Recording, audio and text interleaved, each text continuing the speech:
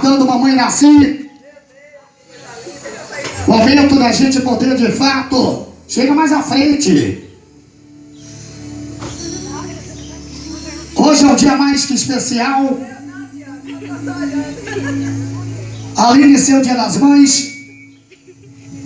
O seu filho que preza tanto por esse nome, por essa mulher, por essa filha, por essa esposa.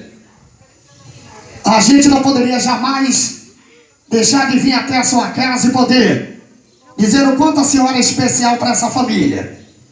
A senhora que é exemplo de mãe guerreira, batalhadora, e que durante esse tempo vem lutando dia a dia por dias melhores.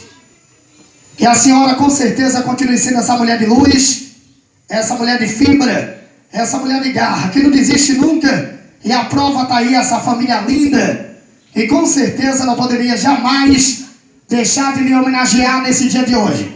Dona Nasci, fica aqui o nosso agradecimento, o nosso carinho, o nosso respeito. E feliz Dia das Mães, homenagem do seu filho e de toda a família que com certeza lhe ama de coração. Viu? Obrigado, feliz Dia das Mães. E vamos lá, vamos descendo que a gente tem mais